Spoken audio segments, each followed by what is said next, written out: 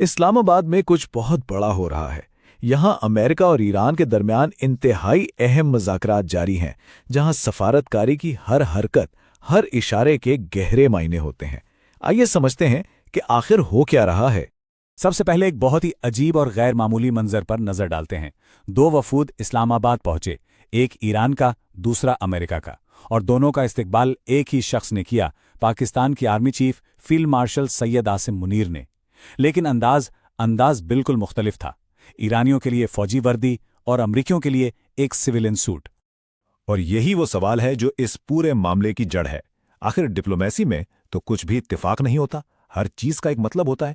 تو ایک ہی میزبان کا دو مہمانوں کے لیے یہ الگ الگ انداز آخر کیا پیغام دے رہا ہے؟ تو آئیے اس گتھی کو سلجھانے کی کوشش کرتے ہیں اور ان اشاروں کو پڑھتے ہیں۔ سفارتکاری کی دنیا میں کپڑوں سے لے کر سیکیورٹی تک ہر چھوٹی سے چھوٹی تفصیل ایک سوچا سمجھا پیغام ہوتی ہے۔ یہ صرف رسمی کارروائیاں نہیں، بلکہ طاقت اور ارادوں کا خاموش اظہار ہے۔ اس چیز کو کہتے ہیں ڈپلومیٹک سگنلنگ۔ یہ وہ خاموش زبان ہے جس میں ممالک ایک دوسرے سے بات کرتے ہیں، اور اسلام آباد میں جو کچھ ہوا وہ اس کی ایک بہترین مثال ہے۔ اب ذرا ایرانی وفد کے استقبال کو دیکھیں۔ یہ صرف وردی کی بات نہیں تھی، انہیں پاکستان ایئر فورس کی طرف سے خصوصی فضائی کوریڈور دیا گیا۔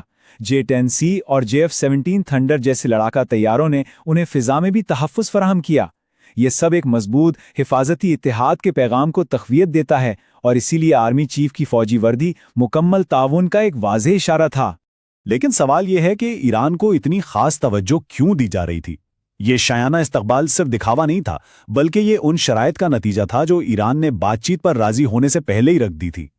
تو بات یہ ہے کہ ایران نے دو ایسی شرائط رکھی تھی جن پر کوئی بحث نہیں ہو سکتی تھی۔ پہلی، لبنان میں فوری جنگ بندی، اور دوسری، ایران کے $7 ارب جو منجمد تھے ان کی فوری بحالی، اور یہ مذاکرات شروع ہونے سے پہلے پورے ہونے تھے۔ $7 ارب، یہ کوئی چھوٹی رقم نہیں ہے۔ اس سے اندازہ ہوتا ہے کہ ایران کس قدر مالیاتی دباؤ کو اپنے فائدے کے لیے استعمال کر رہا تھا۔ ایران کے ان مطالبات کے بعد گیند اب امریکہ کے پالے میں تھی، اور انہیں باضابطہ مذاکرات شروع ہونے سے پہلے ہی ایکشن لینا پڑا۔ انہوں نے الفاظ سے پہلے عمل کو ترجیح دی، اور امریکہ نے یہ دباؤ اپنے سب سے قریبی اتحادی اسرائیل پر ڈالا۔ اور کس طرح ڈالا، یہ کوٹ سنیے جو CNN اور بلومبرگ نے رپورٹ کیا۔ امریکی صدر نے واضح طور پر نیتانیاہو سے کہا کہ اگر اسرائیل نے لبنان میں جنگ بندی نہ کی تو وہ خود اس کا اعلان کر دیں گے۔ تو دیکھیں، یہ ایک چین ری ایکشن کی طرح تھا۔ ایران کا مطالبہ، امریکہ کا اسرائیل پر دباؤ، اور پھر اسرائیل کی پالیسی میں تبدیلی۔ اس ڈومینو ایفیکٹ سے صاف ظاہر ہے کہ اس موقع پر طاقت کا توازن کس کے حق میں تھا۔ اور پھر دوسری شرط وہ بھی پوری کر دی گئی۔ امریکی حکام نے ان $7 ارب کو ڈی فریز کرنے کی اجازت دے دی۔ یہی وجہ تھی کہ ایرانی اسٹیٹ بینک کے نمائندے بھی وفد کا حصہ تھے، تاکہ اس منتقلی کو یقینی بنایا جا سکے۔ اچھا، تو شرائط تو پوری ہو گئیں، اب اصل بات پر آتے ہیں کہ میز پر ہے کیا؟ دونوں فریق اپنے اپنے مقاصد کے ساتھ بیٹھے ہیں۔ دونوں طرف کے مقاصد بالکل صاف ہیں۔ امریکہ کا بنیادی ہدف یہ ہے کہ ایران ایٹمی ہتھیار نہ بنائے، جبکہ ایران تمام پابندیوں کا خاتمہ چاہتا ہے۔ دونوں کے پاس اپنے اپنے پتے ہیں۔ امریکہ فوجی کارروائی کی دھمکی استعمال کر سکتا ہے، اور ایران کے پاس آبنائے ہرمز کو کھولنے یا بند رکھنے کی طاقت ہے۔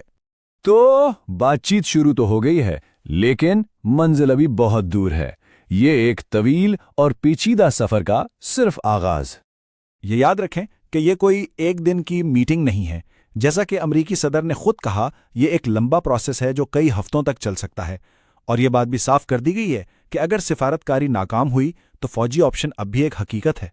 تو آخر میں سوال یہ اٹھتا ہے کہ جب اتنے بڑے پیمانے پر اور اتنے دباؤ میں مذاکرات ہوتے ہیں تو ان کے نتائج سے عالمی طاقت کا توازن کس طرح بدلتا ہے؟ یہ وہ سوال ہے جس کا جواب آنے والا وقت ہی دے گا۔